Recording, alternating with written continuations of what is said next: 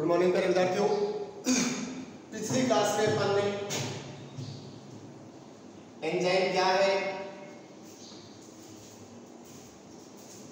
Enzyme की structure,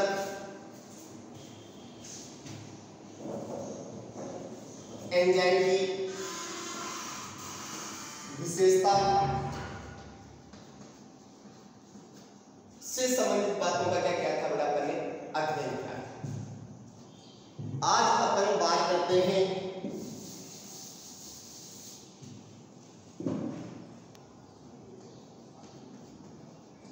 enzyme की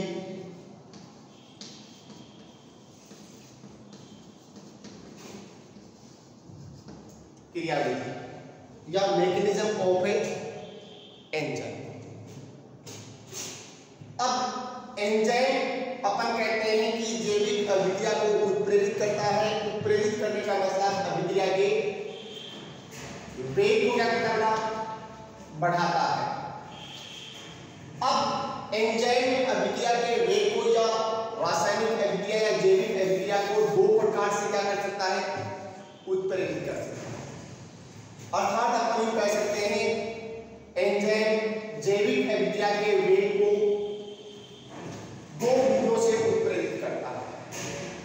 number first, सक्रिय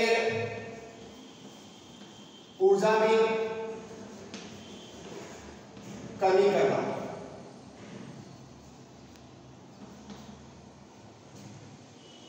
दूसरी विधि का नाम है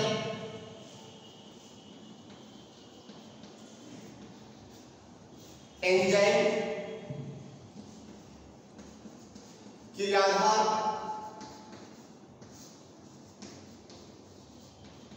संकुल का निर्माण करना। अब एंजाइम जैविक अभिक्रिया को दो प्रकार से उत्प्रेरित कर सकता है, जिसमें अपने पहली विधि का नाम दिया था कौन सा, सक्रिय ऊर्जा में कमी या एक्टिवेशन एनर्जी में कमी। अब तो अपने 10th क्लास में पढ़ा था, जूनियर क्लास में भी आपके रासायनिक अभिक्रिया चलती है और ऊष्मा के आधार पर रासायनिक अभिक्रियाओं को भी दो पार्ट्स में डिवाइड किया गया था। एक है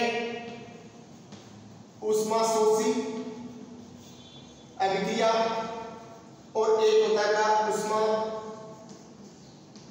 क्षेपी अभिक्रिया।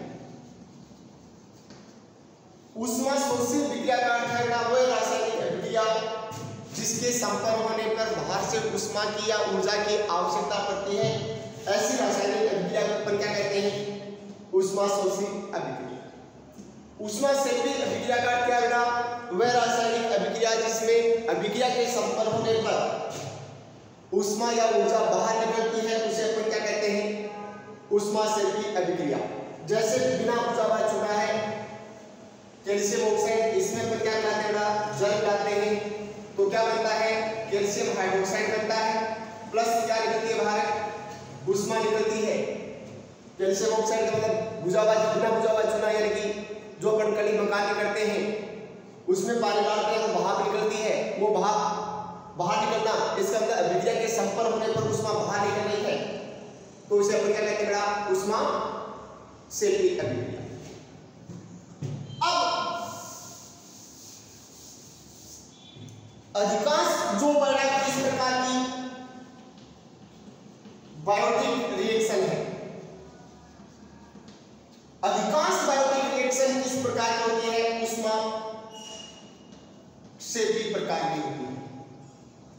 अब अभिक्रिया चाहे जैविक अभिक्रिया चाहे ऊष्मा क्षेपी प्रकार की हो चाहे ऊष्मा शोषी प्रकार की हो, प्रत्येक अभिक्रिया को शुरू होने के लिए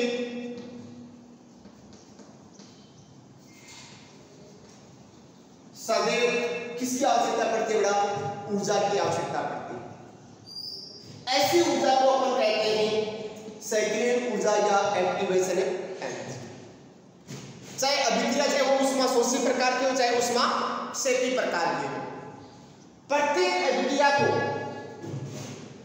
प्रारंभ होने के लिए कुछ मात्रा में ऊर्जा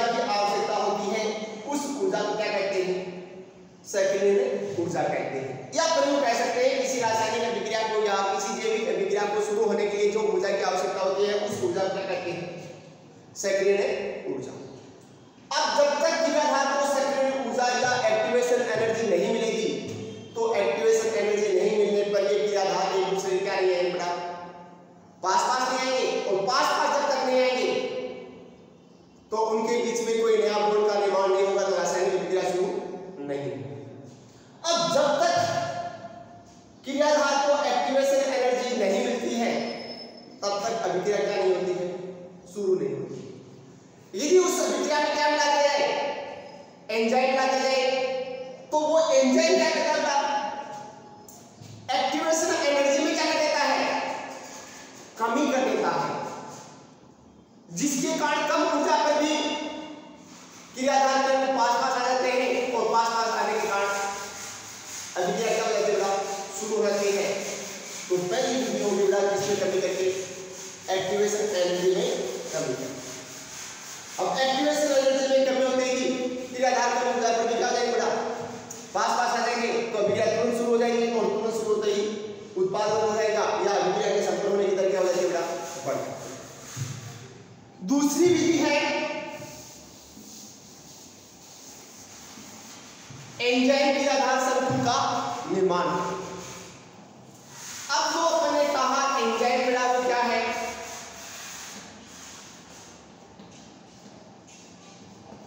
कोलोइडिक प्रकृति की होती है।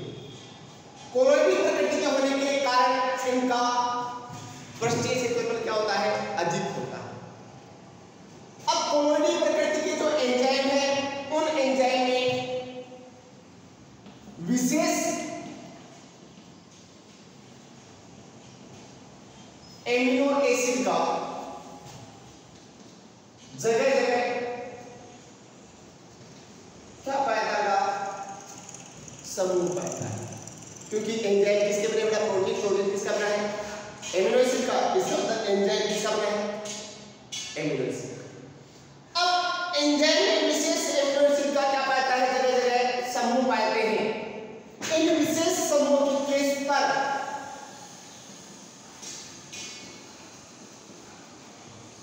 क्या होता है? क्रियाधार होता है। ऐसे एंजाइम में पाए जाने वाले एमिनो एसिड के विशेष समूह को कहते हैं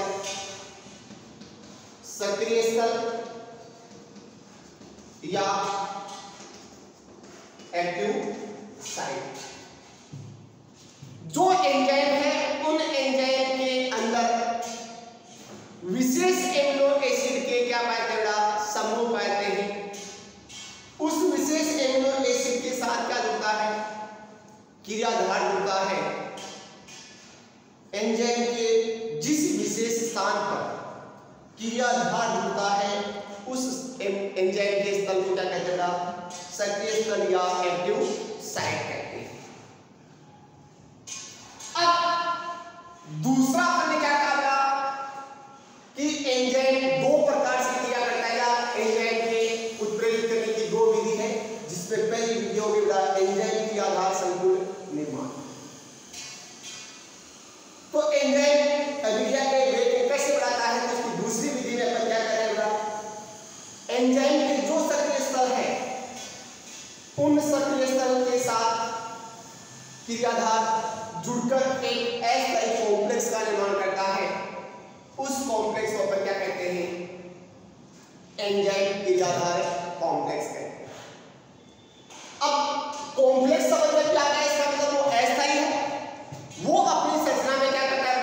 परिवर्तन करता है, और परिवर्तन करने के कारण जो क्रियाधार दूर थे वो पास पास आ जाते हैं, और पास पास आते ही उनमें बॉन्डिंग हो जाती है, और बॉन्डिंग होने के कारण अभिक्रिया क्या हो जाती है बेटा? संपर्क हो जाती है। उसके पश्चात जो एंजाइम क्रियाधार संकुल है वो क्या हो जाता है? टूट जाता है, और टूटने से प्रोडक्ट अलग हो जाता है, और एंजाइम पुनः अलग हो जाता है, जिसके कारण अभिक्रिया का वेग बढ़ जाता है। इसका मतलब ये एंजाइम है बेटा, उस एंजाइम की सक्रिय स्थल पर क्या होता है? सबस्ट्रेट। सबस्ट्रेट का मतलब है क्रियाधार। क्रियाधार के जुड़ने से एक अस्थायी यौगिक या कॉम्प्लेक्स बनता है जिसे अपन क्या कहते हैं, enzyme substrate. Enzyme substrate complex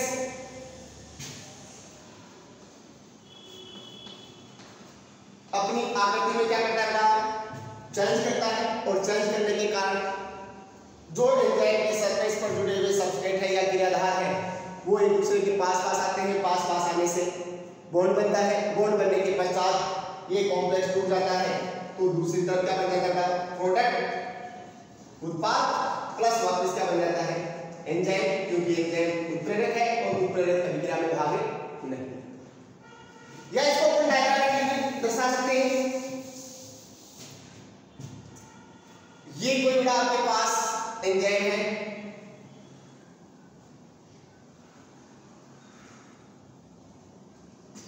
ये एंजाइम की विशेषता हो गई जहां क्रियाधार जुड़ता है उसे अपन क्या कहते हैं, सक्रिय स्तर। ये आपके पास क्या है, क्रियाधार। अब ये क्रियाधार एंजाइम के एक्टिव साइट पर जुड़ते हैं।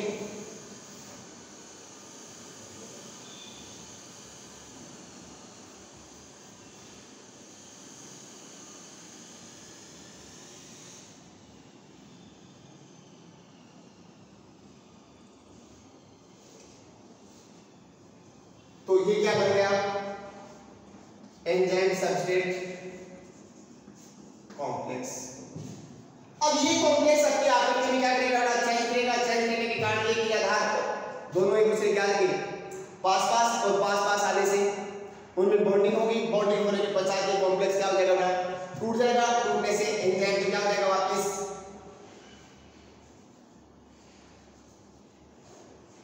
पृथक, और दूसरी तरफ क्या बन जाएगा बेटा, ये क्या बन गया, प्रोडक्ट। तो दूसरी विधि होगी बेटा एंजाइम की आधार संकुल का निर्माण करके अभिक्रिया के वेग में परिवर्तन करना। अब एंजाइम सबस्ट्रेट कॉम्प्लेक्स या एंजाइम की आधार संकुल के निर्माण की प्रक्रिया को समझाने के लिए दो सिद्धांत प्रस्तुत किए गए। पहला सिद्धांत है बेटा लॉग एंड की थ्योरी, ताला चाबी सिद्धांत। ये सिद्धांत एमिल फिशर नामक वैज्ञानिक ने प्रस्तुत किया है, जिसके अनुसार जो एंजाइम है उनके सक्रिय स्थल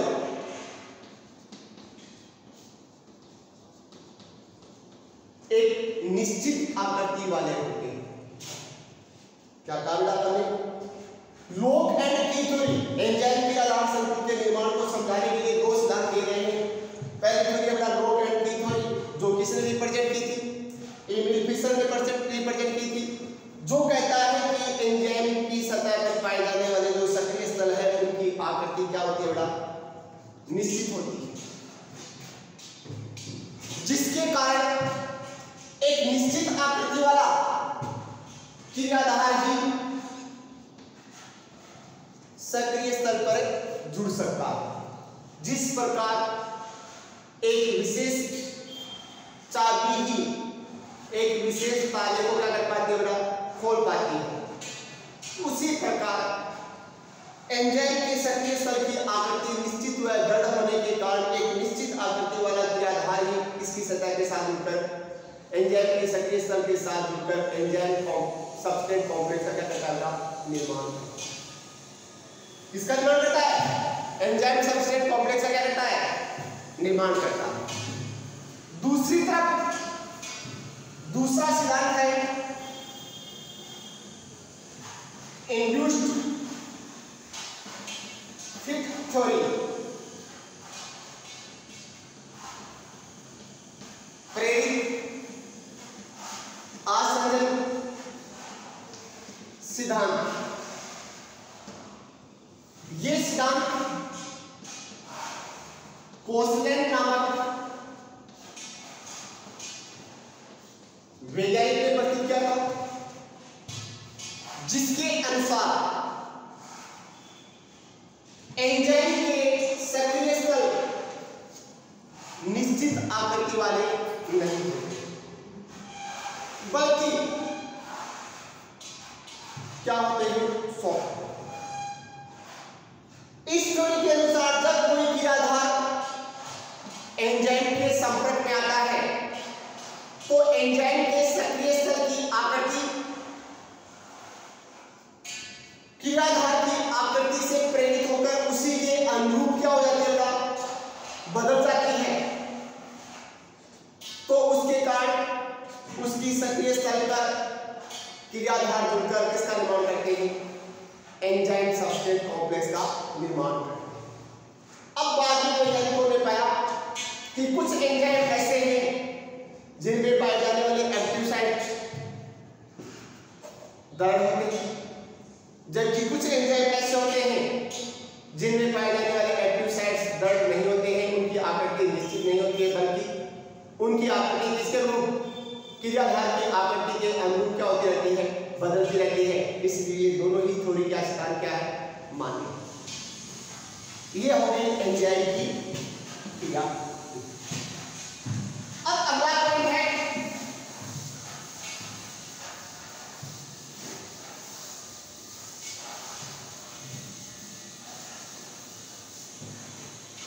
एंजाइम की क्रियाविधि को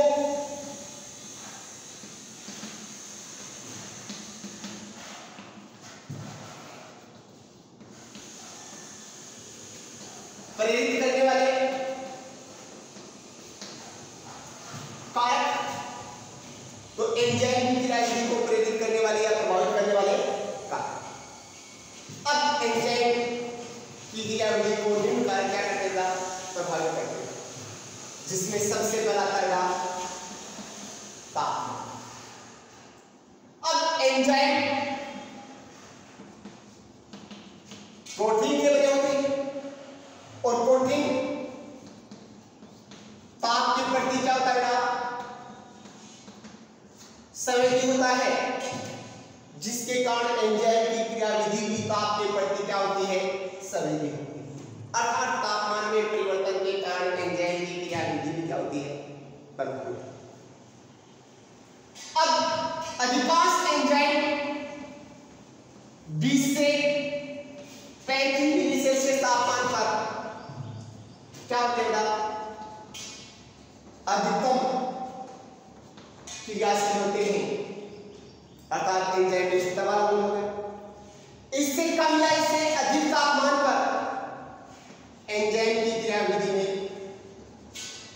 क्या जाती है, कमी हो जाती है, जिसके कारण अभिक्रिया के वेग में भी क्या हो जाती है, कमी। यदि 20 से अधिक टेम्परेचर है, कम है, तो उस कंडीशन में एंजाइम सक्रिय या एक्टिव नहीं हो पाते हैं, तो उसके कारण अभिक्रिया के वेग में क्या हो जाती है, कमी, अर्थात एंजाइम की क्रियाविधि में क्या आती है, कमी। यदि तापमान कितना हो जाता है, 35 डिग्री से अधिक हो जाता है, तो उस कंडीशन में एंजाइम का तापीय विकृतीकरण शुरू हो जाता है, और तापीय विकृतीकरण होने के कारण एंजाइम की क्रियाविधि में क्रियाशीलता में क्या रहती है, कमी। तापीय विकृतीकरण का क्या है, अर्थ क्या है, एंजाइम का तापीय विकृतीकरण या प्रोटीन का तापीय विकृतीकरण का अर्थ है उच्च तापमान पर एंजाइम के निर्माण में भाग लेने वाले एमिनो एसिड के बीच पाए जाने वाले पेप्टाइड बॉन्ड का क्या होना, ब्रेक डाउन होना, टूटना, क्या कहलाता है, तापीय विकृतीकरण होता है, तापीय विकृतीकरण का। तो 20 से 35 डिग्री टेम्परेचर पर अधिकांश एंजाइम अधिकतम क्रियाशील होते हैं, और उसके कारण अभिक्रिया का वेग भी क्या होता है, अधिकतम होता है। इससे कम तापमान यानी कि इस परास से कम तापमान पर एंजाइम सक्रिय नहीं हो पाते हैं, जिसके कारण एंजाइम क्रियाशीलता में कमी आ जाती है, और 35 डिग्री से अधिक टेम्परेचर होने पर क्या होगा, एंजाइम की क्रियाशीलता में कमी आ जाती है, क्योंकि उस तापमान पर एंजाइम का क्या हो जाता है, तापीय विकृतीकरण हो जाता है। दूसरा है बेटा पॉइंट, एक ध्यान को रखना, 20 से 35 डिग्री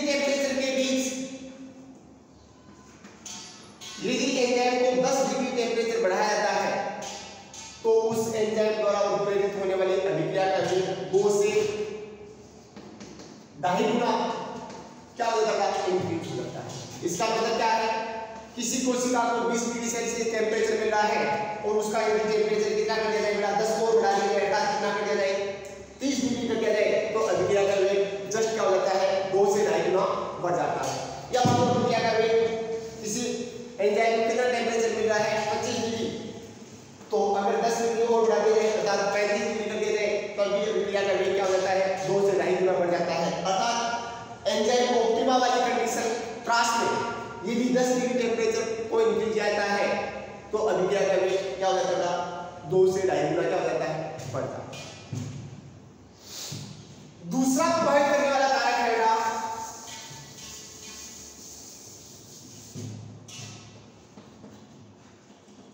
पीएच।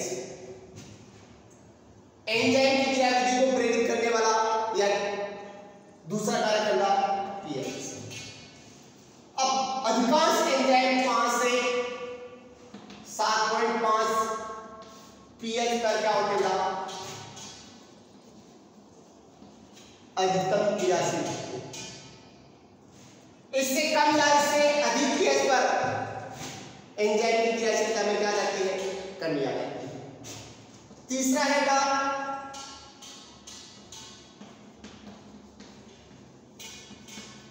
क्रियाधार की सांद्रता। यदि पर्याप्त मात्रा में एंजाइम उपस्थित हो और उसके साथ क्रियाधार की सांद्रता भी पर्याप्त मात्रा में हो तो अभिक्रिया का वेग या एंजाइम द्वारा उत्प्रेरित होने वाली अभिक्रिया के वेग में क्या हो जाती है, बढ़ती हो जाती है। कब, जब पर्याप्त मात्रा में एंजाइम हो और पर्याप्त मात्रा में क्या हो, किसकी सांद्रता बढ़ा, क्रियाधार की सांद्रता हो, तो एंजाइम की संपूर्ण सक्रिय स्थल पर क्रियाधार जुड़ते जाएंगे और वो उसको किसमें कन्वर्ट करता जाएगा, उत्पाद में कन्वर्ट करता जाएगा।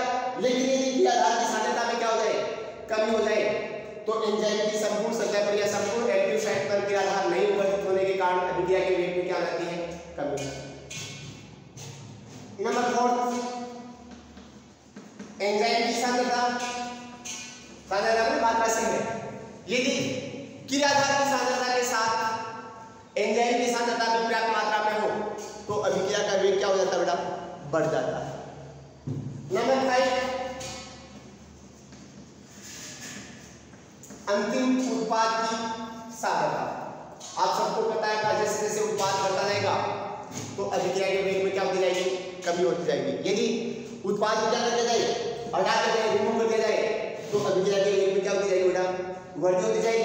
तो अंतिम उत्पाद जैसे जैसे बढ़ेगा वैसे वैसे अभिक्रिया के वेग में क्या होती जाएगी, कमी होती जाएगी। फिर छठा है एंजाइम निरोधक। एंजाइम निरोधक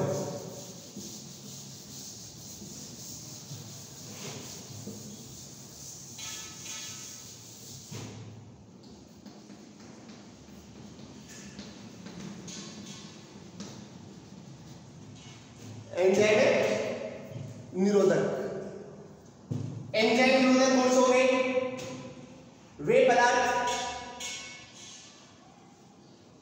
जो एंजाइम के सक्रिय स्तर के साथ जुड़कर एंजाइम की क्रियाशीलता में क्या कर देते हैं बेटा, कमी कर देते हैं, उन्हें क्या कहते हैं, एंजाइम निरोधक। या अपन यूं कह सकते हैं वे पदार्थ जो एंजाइम के सक्रिय स्तर के साथ जुड़कर एंजाइम की सक्रिय स्तर के साथ स्थायी रूप से जुड़कर उसकी क्रियाशीलता में कमी कर देते हैं, ऐसे पदार्थ को क्या कहते हैं, एंजाइम इनहिबिटर या एंजाइम निरोधक कहते हैं। अब इन एंजाइम निरोधक को 2 भागों में विभाजित किया गया है। नंबर 5, प्रतिस्पर्धात्मक निरोधक और दूसरा है अप्रतिस्पर्धात्मक निरोधक। Competitive inhibitor, non competitive inhibitor. जब निरोधक पदार्थ की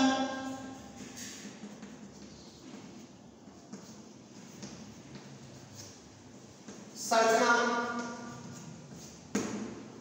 किससे बेटा, जब निरोधक पदार्थ की संरचना किससे मिलती है,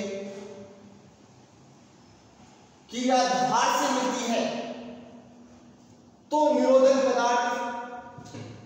एंजाइम की सक्रिय स्तर के साथ जुड़ने के लिए क्रियाधार से क्या करता है, प्रतिस्पर्धा करता है, तो उसके कारण एंजाइम की क्रियाशीलता में क्या आ जाती है, कमी आ जाती है। ऐसे निरोधक पदार्थ को क्या कहते हैं, कॉम्पिटिटिव इनहिबिटर या प्रतिस्पर्धात्मक निरोधक। अब देखो जैसे सक्सनिक अम्ल,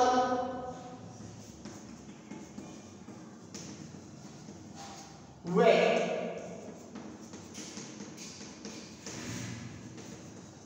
मेलिक अम्ल, दोनों की संरचना क्या होती है, समान होती है। अब कोई एंजाइम किसके साथ क्रिया करता है या कौन सी क्रियाधार पर कार्य करता है, सक्सनिक अम्ल पर क्रिया करता है। और मेलिक अम्ल की संरचना किसके समान है, सक्सनिक अम्ल के समान है। तो मेलिक अम्ल सक्सनिक अम्ल के साथ एंजाइम की क्रिया स्थल पर जुड़ने के लिए सक्सनिक अम्ल से क्या करता है, प्रतिस्पर्धा करता है, जिसके कारण एंजाइम की क्रियाशीलता में कमी आती है। तो यहाँ मेलिक अम्ल सक्सनिक अम्ल का क्या हो गया बेटा, प्रतिस्पर्धात्मक निरोधक। दूसरा कौन सा है आपके पास, अप्रतिस्पर्धात्मक निरोधक। अप्रतिस्पर्धात्मक निरोधक का नॉन कॉम्पिटिटिव इनहिबिटर का क्या है कि कुछ पदार्थ जैसे Ag+2, Pb+2, Ag+2 जैसे आयन एंजाइम की सक्रिय स्तर पर स्थायी रूप से जुड़कर एंजाइम की संरचना में परिवर्तन कर देते हैं और एंजाइम की संरचना में परिवर्तन करने के कारण एंजाइम की क्रियाशीलता में क्या हो जाती है, कमी हो जाती है। ऐसे निरोधक को अप्रतिस्पर्धात्मक निरोधक या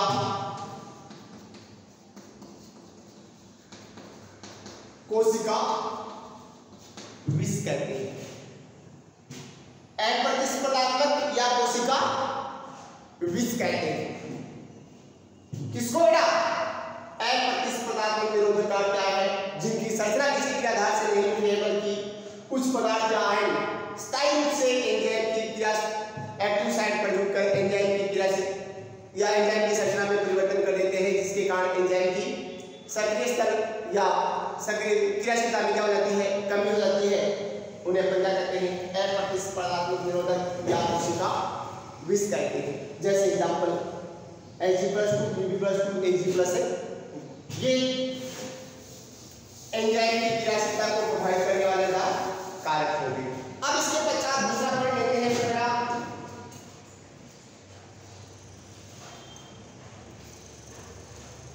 दूसरा पॉइंट लेते हैं एंजाइम का नामकरण।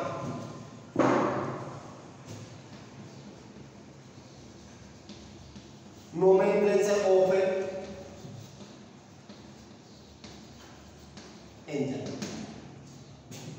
अब एंजाइम का नामकरण करने के लिए अनेक विधि काम में ली गई है। उनमें से कुछ विधि जो कॉमन है उनके बारे में हम चर्चा करते हैं। तो नंबर फर्स्ट, प्राचीन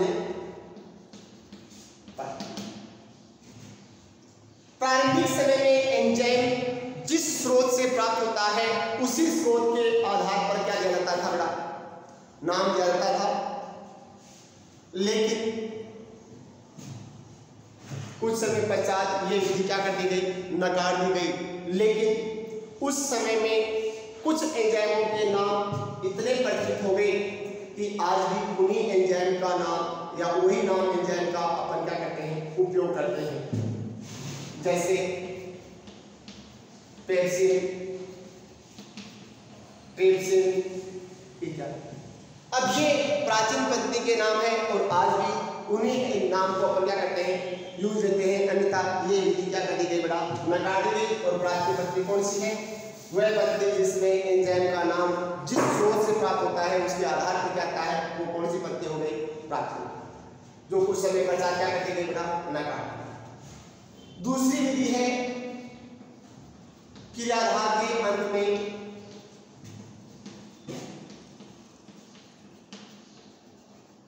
एज बढ़ते जोड़। अधिकांश एंजाइम का नामकरण करने के लिए एंजाइम जिस क्रियाधार पर कार्य करता है उसी क्रियाधार के अंत में एज बढ़ते जोड़कर एंजाइम का क्या कहता है, नाम जाता है।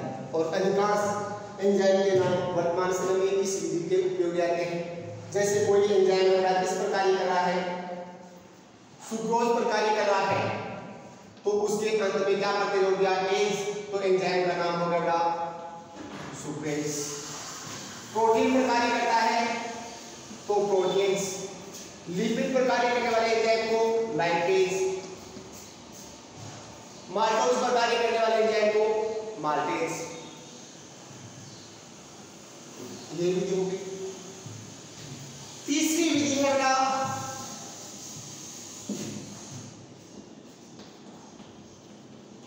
अभिक्रिया की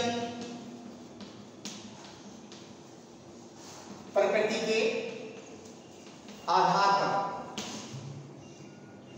अब एंजाइम द्वारा जिस प्रकार की अभिक्रिया की संपन्न होती है उस अभिक्रिया की प्रकृति के अंत में किसका नामकरण क्या होगा, एंजाइम अभिक्रिया की प्रकृति के अंत में एज प्रत्यय जोड़कर एंजाइम का नामकरण क्या होता है। जैसे कोई एंजाइम है किसी क्रियाधार का क्या करता है, ऑक्सीडेशन करता है, तो उस एंजाइम का नाम हो गया ऑक्सीडेज।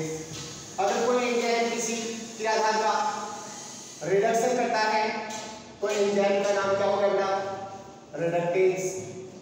अगर कोई क्रियाधार एंजाइम का डिहाइड्रोजनेशन करता है, डिहाइड्रोजनेशन का अर्थ है किसी क्रियाधार से दो हाइड्रोजन आयन का बाहर निकलना, डिहाइड्रोजनेशन कराता है, तो डिहाइड्रोजनेशन से क्या बन गया बेटा, डिहाइड्रोजनेज। चौथा है जैसे एग्जांपल डीकार्बोक्सिलेशन।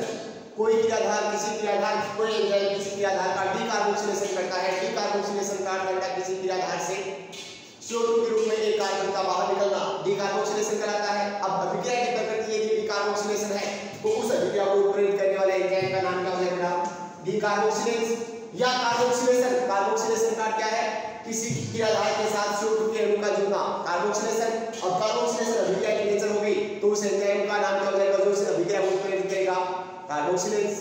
ये अपने पास हो गया कौन सी